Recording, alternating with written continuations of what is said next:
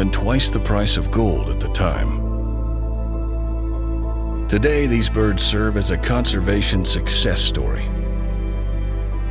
Hunting and trade regulations brought about by conservationists in the early 1900s helped their population rebound, and it's now considered stable.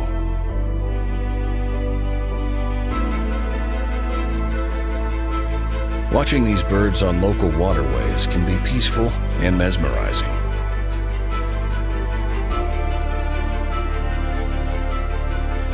It's common to see them hanging out on the water's edge, soaking in the scenery or preening their feathers.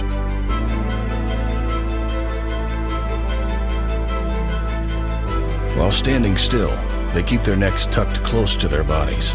But while walking, or when they see something that grabs their attention, great egrets extend their necks, giving themselves a better bird's eye view of what lies ahead.